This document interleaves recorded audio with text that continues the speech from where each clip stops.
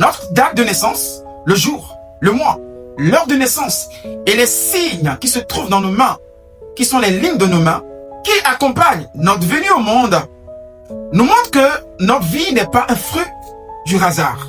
C'est tout cela qui représente notre étoile.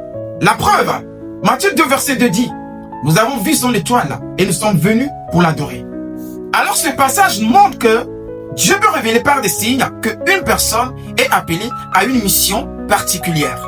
Car c'est cette identité qui définit notre caractère et la mission que Dieu nous a confiée sur cette terre. Mais le danger est quoi? Lorsque tu n'es pas sur ton chemin de vie, rien ne marchera dans ta vie. Tout va basculer. C'est la loi de la nature que beaucoup de chrétiens ne comprennent pas. Chacun est venu avec un don, avec un talent. Alors, quelle est ta destinée? Vous oubliez que la terre est un chantier. Ils sont tous appelés à traverser ce chantier. D'autres doivent être des plombiers, d'autres des électriciens, d'autres des maçons. Pose-toi la question, qui je suis? D'où je viens? Quel est mon chemin de vie? C'est le pourquoi chaque être humain, lorsqu'il est né, on doit devoir consulter et connaître son étoile de vie. C'est à base de ça qu'on dira que cet enfant, lorsqu'il grandira, il deviendra un président.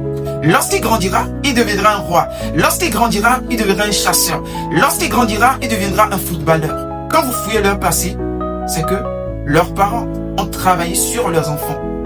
Ils ont mis leurs enfants sur le bon chemin. Et ils ont la réussite à 100%.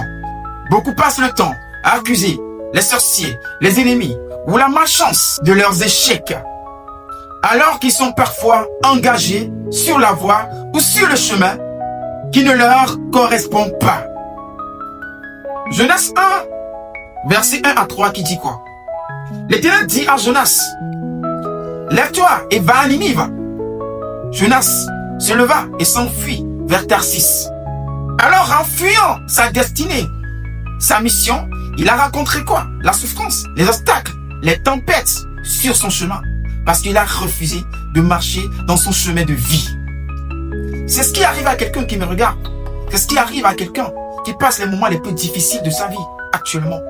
Parce que tu as renié à ta propre destinée. Comme de la manière dont tu sois en train de déchirer leur passeport et leur carte d'identité. Alors Jonas, c'est en revenant maintenant à la mission de Dieu qu'il a retrouvé la paix, la joie et la tranquillité. Et il a pu accomplir sa destinée.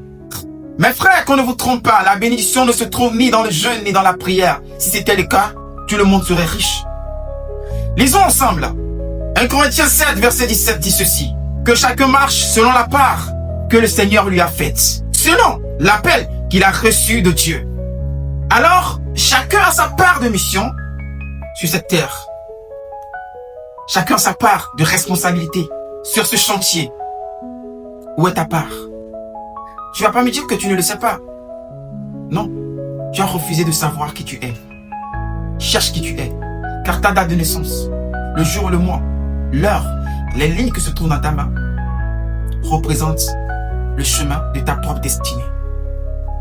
Que la grâce, la puissance du Dieu de nos ancêtres puisse localiser l'éveil de quelqu'un qui est en train de me suivre. Ici, c'est le défenseur des peuples noirs.